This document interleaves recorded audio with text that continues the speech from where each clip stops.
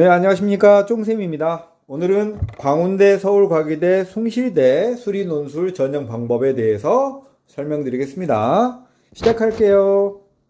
자, 먼저 전형 정보 보시면 광운대, 서울과기대, 숭실대는 각각 120명, 217명, 281명을 보고요. 서울과기대는 올해는 인문계열의 논술 전형은 없어졌습니다. 자, 그 다음에 반영 비율은 셋 다 교과를 반영하는데 광운대는 논술 70, 교과 30, 과기대는 논술 70, 교과 30, 숭실대는 논술 60에 학생부 40 이렇게 해서 70대 30 정도의 반영 비율을 보이고 있고요. 교과 반영 방법은 국영수 석차 등급, 셋 다 석차 등급이고요. 과기대만 진로 선택 과목의 일부를 반영하고 숭실대는 좀 특이하게 일반 선택 과목하고 공통 과목을 80%, 진로 선택을 20%. 그 안에서 국, 수, 영, 탐의 반영 비율이 조금씩 다릅니다. 그런데요, 이건 너무 디테일하게 고민하지 마시고 내신이 4점대 정도 되시면 그냥 쓱 원서 넣으시면 돼요. 내신 때문에 막 넣을까 말까 고민하지 않으시는 게 좋아요. 자, 최저학력은 광운대 없고 서울과기대 없고 숭실대만 국영수 과중 2기합 7이면 이 정도면 숭실대의 정시 수준에 비해서 뭐 조금 낮은 정도가 되겠습니다. 2합 7이면은 조금 낮은 정도라고 보면 되겠고요. 자, 내신의 등급별 점수는 광운대가 100, 98, 96, 94, 90인데 보통 합격자의 내신 평균은 웬만한 대학은 다 4점대예요. 그러니까 여러분이 전체 100점과의 차이를 볼 게 아니라 4점대인 94점대하고 자기 점수의 차를 보시면 어느 정도 내신에서 내가 불리한 건가를 알 수 있는 거예요. 그 다음에 내신을 보지 않은 비교과는 2019년 2월 이전, 2016년 2월 이전, 2019년 2월 이전이니까 뭐 3수하고 5수, 6수 정도 되면은 논술로서 내신을 대체한다는 뜻인 거죠. 자, 그 다음에 일정 보실까요?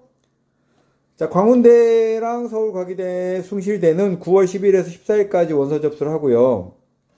논술은 광운대는 수능 다음 주 토요일, 과기대는 수능주를 지난 월요일, 화요일, 보통 자연계열은 월요일 날 봐요. 숭실대는 수능 다음 날 토요일. 그러니까 광운대랑 숭실대는 상당히 많은 대학들이 논술을 보는 시간에 겹쳐서 보고 과기대는 항상 수능주의 다음 월요일이나 화요일날 보니까 서울과기대는 보통 겹치지 않아서 대부분 시험 보러 학생들이 옵니다. 더군다나 광운대랑 과기대는 최저가 없으니까 수능을 망한 학생들이 열심히 시험 보러 오는 대학들이에요. 숭실대는 최저 못 맞춘 학생들은 안 가겠죠. 네, 그 다음에 시험 정보 볼까요? 자, 셋 다 수학만 보는 대학이고요. 과기대는 특이하게도 기하를 보지 않는 아주 땡큐인 상황이네요.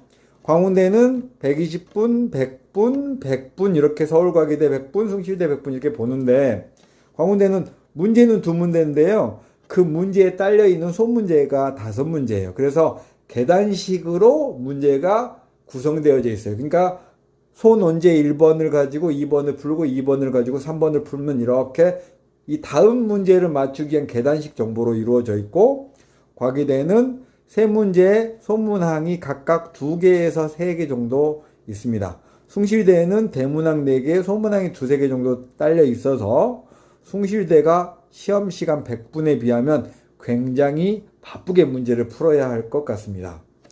자, 그 다음에 지원 전략 보시면 광운대랑 숭실대는 여러분이 많은 대학들의 시험을 보는 때하고 겹쳐서 보기 때문에 경쟁률이 실제로 조금 낮은 편이고요.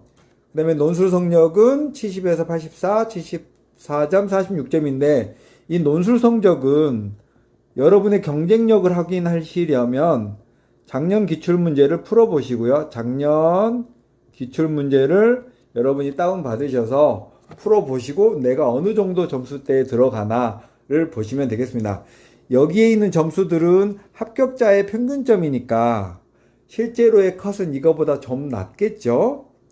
자, 학생부는 아까 말씀드렸듯이 4점대니까 4점대 정도 되면 그냥 내신 신경 쓰지 않고 지원하면 되겠고, 다만 광운대랑 서울과기대는 최저를 안 보는 대학이다 보니까 수능 이후에 거의 결시율이 없어요. 그래서 실제로 여러분은 숭실대에 지원하는 게 가장 합격 확률을 높일 수 있어요. 최저가 약하더라도 최저가 있는 대학을 쓰는 게 훨씬 낫습니다. 최저가 없는 대학들은요, 보통 다른 과목은 점수가 형편없이 낮은데 수학만 잘하는 학생들이 엄청 많이 몰려듭니다. 최저가 있는 곳에 지원을 하는 게 기본적인 논술의 합격 가능성을 높이는 길이고요. 그 다음에 만약에 논술 준비가 좀 부실하셨다면 자신의 모의고사 점수를 고려해서 이 세 개의 대학보다 조금 낮은 대학들이 산기대나 덕성여대, 기술교육대, 수원대, 고대, 세종 이런 대학들이 있어요. 이들 대학들은 작년까지는 적성고사를 봤던 대학들이거든요. 그 적성고사를 봤던 대학들이 폐지되면서 논술 전형으로 이렇게 논술 전형을 올해부터 실시하겠다고 했는데, 사실 이 대학들은 보통 뭐 한양대나 연대 등의 논술 시험하고는 조금 형태가 다릅니다.